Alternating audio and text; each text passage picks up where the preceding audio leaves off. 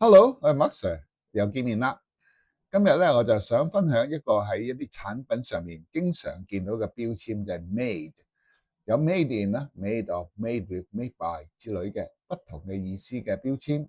咁我哋今日咧就試下講解一下最常見嘅標籤咧，應該都係 made in 啦，made in China。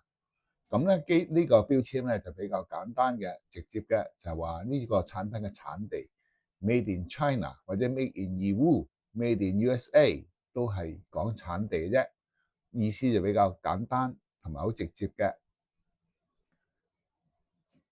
第二個常見嘅標籤咧就係 Made of Silver，呢個咧就係 Made of 啦，就話呢個產品嘅材質係乜嘢？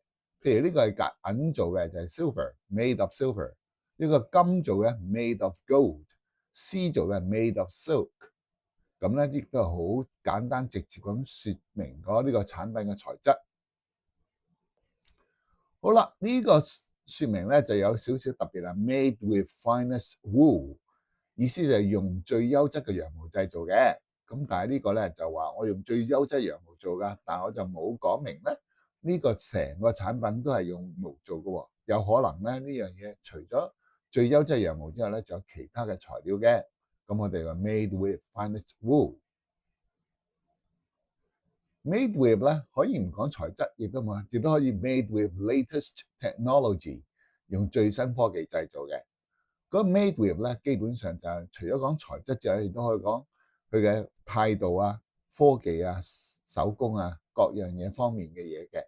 咁亦都係意思比較複雜啲，就冇正話嗰個 made in、made of 嗰兩樣咧咁直接簡單。呢個咧就意思比較複雜少少噶啦。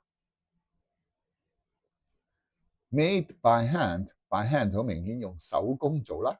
Made by 咧就係用咩嚟做嘅，就同材質就冇關係啦。用手做或者由邊個人嚟做，咁咧就會 made by 呢個講法啦。譬如 made by free workers of Africa，咁就話講明呢啲產品咧係由呢啲非洲嘅自由工人製造嘅，意思可能就話呢啲產品咧就冇包含剝削嘅咁嘅意思啦。咁咧就好強調係邊啲人做嘅就係 made by。咁最後講一講呢個 made 呢個字啦。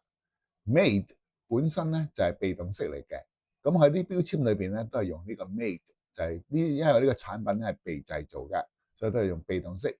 而 make make 咧同呢個字係同一個字嚟嘅，不同嘅時態或者不同嘅 active passive voice 啦。咁呢個就 make 係製造。咁以後咧我就會説明一下動詞嘅主動同埋被動嘅意思嘅分別嘅。咁我哋以後再見啦。咁今次呢集咧就分享到呢度為止，拜拜。